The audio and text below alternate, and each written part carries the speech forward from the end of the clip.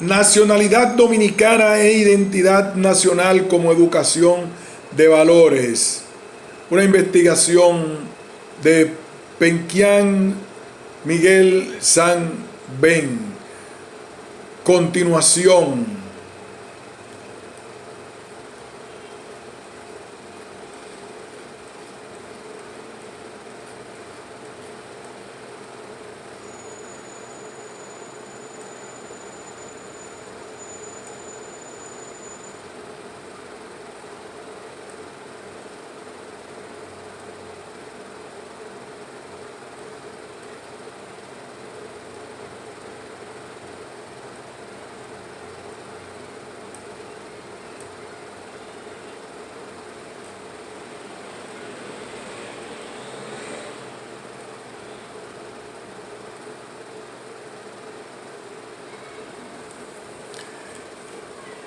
Del auge de la ciencia surge la filosofía de la ciencia.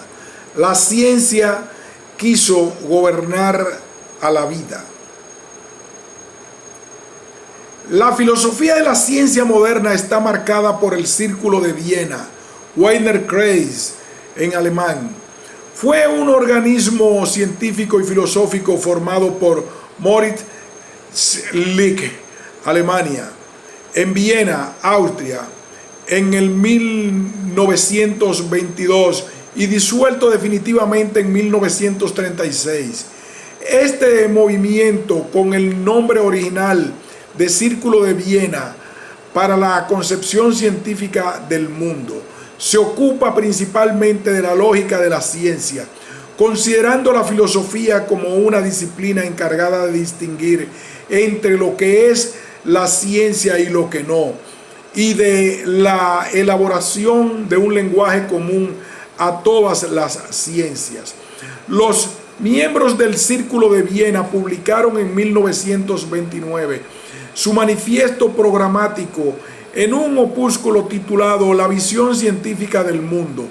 Fue el inicio de la filosofía analítica, alejándose de la metafísica y la agenda del medioevo, impregnándose del espíritu de curiosidad intelectual de la moderna ciencia.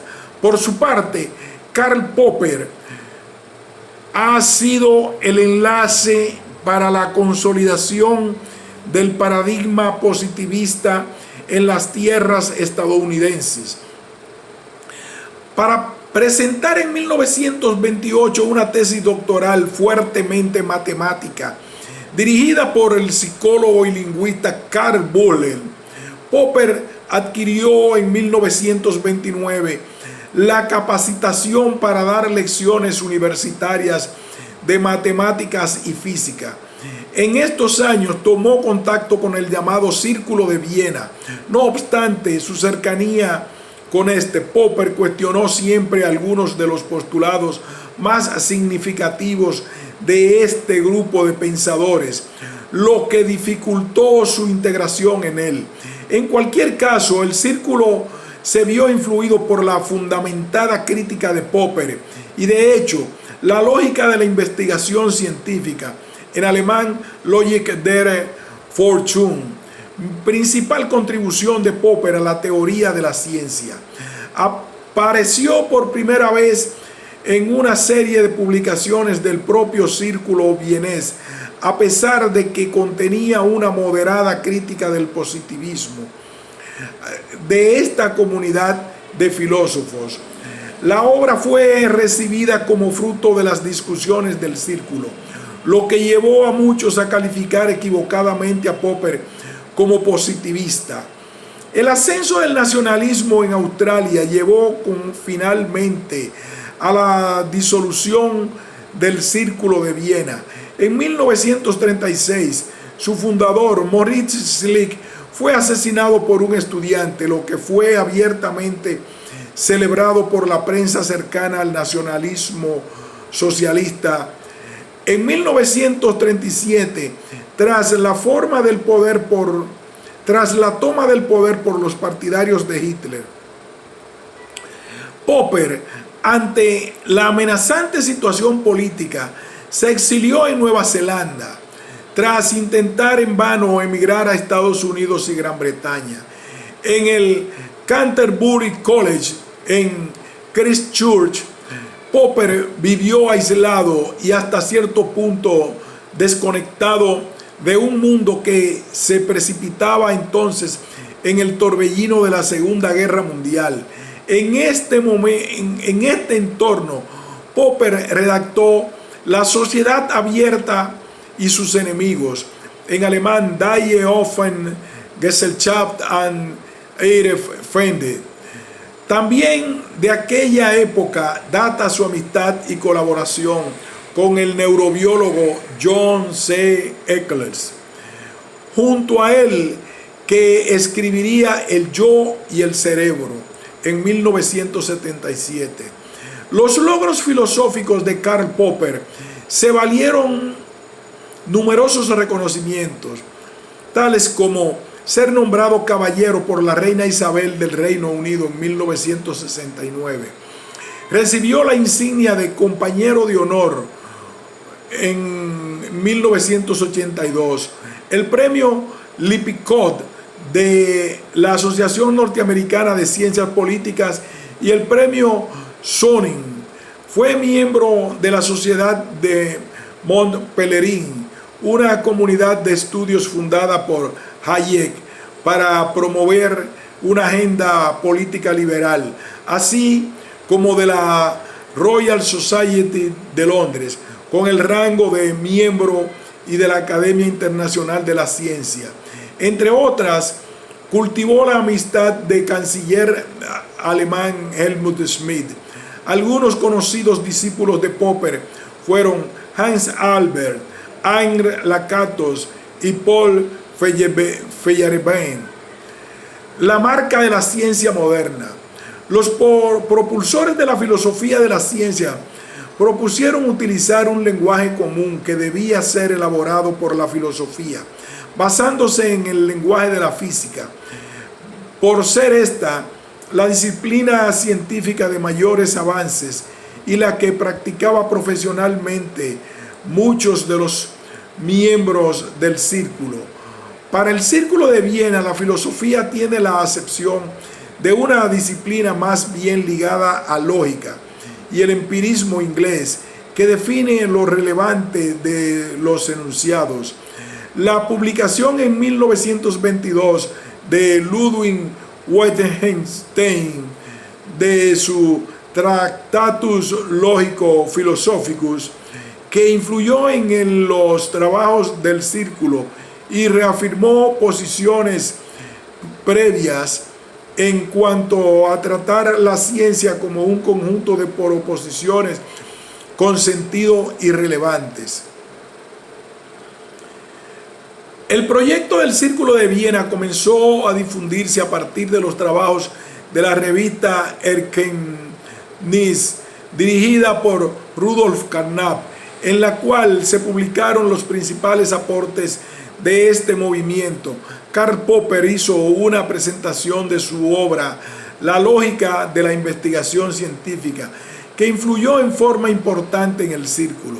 Si bien se identificó con ciertas premisas que están en falsacionismo, nunca se consideró o asoció posteriormente con el círculo, siendo un crítico de su positivismo. El Círculo de Viena se disolverá producto de la presión política y ascenso del nazismo en Austria. En 1936, Moritz Schlick sería asesinado por un estudiante nazi, Johann Nelbock, situación justificada por la prensa alemana de la época. Tras estos acontecimientos, la mayor parte de los miembros del Círculo de Viena escaparon a otros países, principalmente a Estados Unidos, donde seguirán desarrollando su filosofía, el positivismo lógico, pero ya no como un círculo, sino de manera diseminada.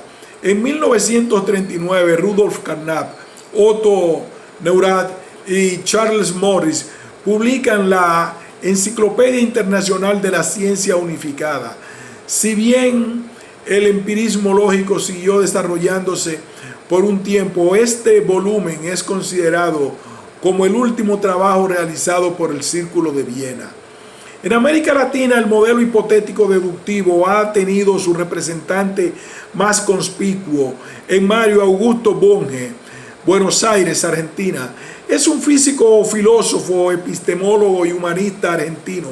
Bunge, por encima de todo, es un filósofo materialista, defensor del realismo científico y de la filosofía exacta.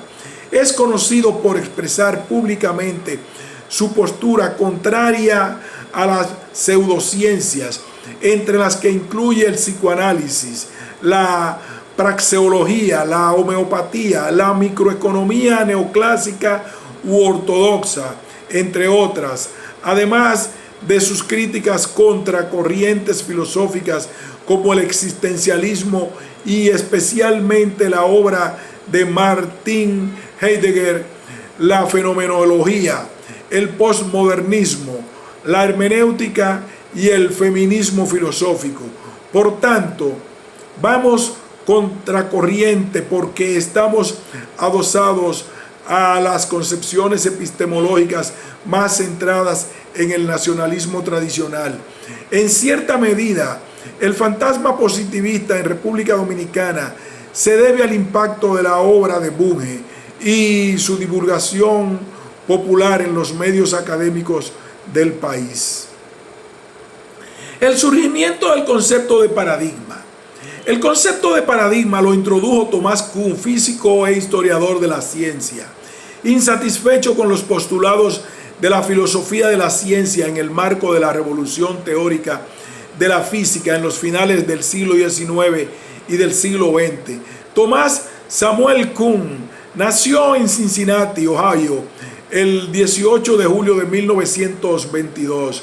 Estudió físicas en la Universidad de Harvard, por la que se doctoró en dicha especialidad en 1949. A partir de entonces, su interés se orientó hacia el estudio de la historia de las ciencias, al que se dedicó por completo. Permaneció en Harvard como profesor ayudante de historia de la ciencia hasta 1956, en que aceptó una oferta de la Universidad de Berkeley, donde ocupará la cátedra de Historia de la Ciencia a partir de 1961. En 1964 pasará a desempeñar ese mismo puesto en la Universidad de Princeton hasta 1979, año en que se instalará en Boston, ocupando la cátedra de Filosofía e Historia de la Ciencia de Massachusetts Institute of Technology. Falleció el 17 de junio de 1996 en su casa de Cambridge, Massachusetts. El filósofo Thomas Kuhn se ocupó principalmente de cuestiones acerca de la filosofía de la ciencia. ¿Cómo se lleva a cabo la actividad científica? ¿Existe un mismo patrón en dicha actividad que se pueda aplicar a lo largo de las distintas épocas históricas? ¿A qué se debe el aparente éxito en la obtención de conocimiento de la ciencia? Dicho conocimiento, por otra parte, es acumulativo a lo largo de la historia. La explicación siguiente del concepto de Kuhn está tomada del enlace del Bachillerato Español sobre el tema. Este tipo de cuestiones, así como las respuestas que Kuhn ofrecerá, nos demuestran el enfoque histórico con el que se analiza la ciencia. Efectivamente, Kuhn se dedicó en un primer momento al estudio de la historia de la ciencia y fue a partir de ella de donde surgieron diversas cuestiones que muestran un contraste entre dos concepciones de la ciencia.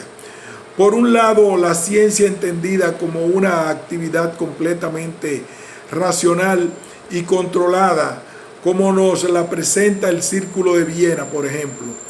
Y por otro lado, la ciencia entendida como una actividad concreta que se ha venido dando a lo largo de los siglos y que en cada época histórica presenta peculiaridades y características propias.